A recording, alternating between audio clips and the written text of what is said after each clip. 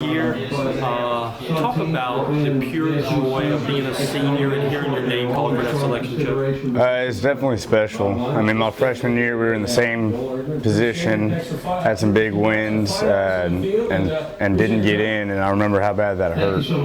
And last year, not being able to play,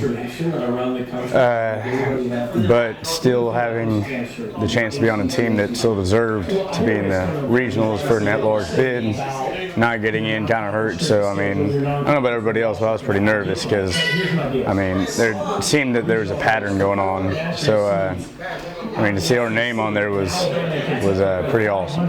When the nervous was over and you saw your name on the screen, talk about the joy. I don't know if it's 100% hit me yet, just because I thought yesterday, based on us not getting in previous years, I thought we had to win the tournament. I had a little hope, but not a whole lot, so I thought it was probably over. But it just doesn't really feel like, I don't think it's hit me yet 100%, but it's definitely a big weight off our shoulders. Talk a little bit about being able to continue baseball at the pad, practices, things like that with your team, your brothers, the guys that you go to war with. Well, I mean, yesterday after thinking it was all over, I remember thinking I wouldn't do what I wouldn't do to be able to at least have one more practice where I guess I'd do anything to have a practice where we got punished or something, where we just had to run anything, and thinking that's all gone and getting another chance is an awesome feeling.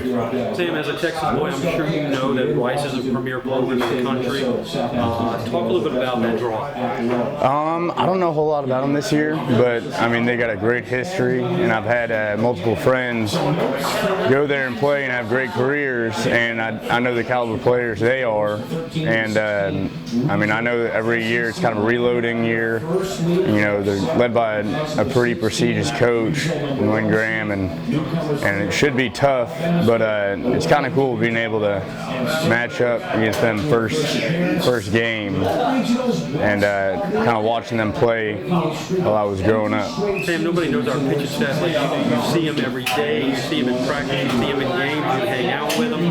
Talk a little bit about our pitching staff going into this tournament. Well, I think this previous week at the tournament was a great sign.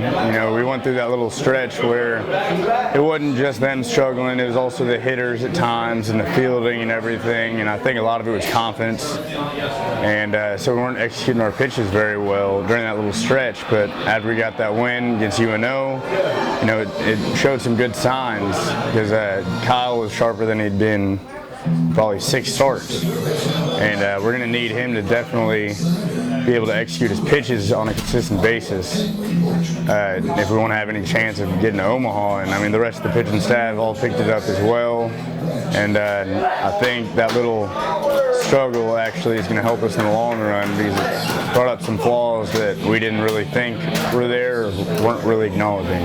Hey, we talked about a couple years ago when your first at bat of the season, you went big fly, and you thought you were on pace for 500 home runs.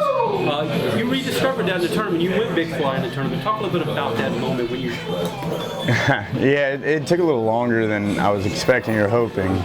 But the timing of it felt pretty good. I thought it was good timing. I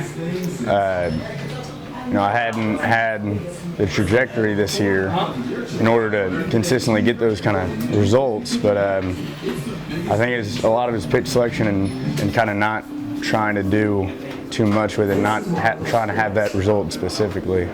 So, I mean, I feel like the adjustments I've made have helped a lot, and by the time that I did, I think it's good timing to make that adjustment.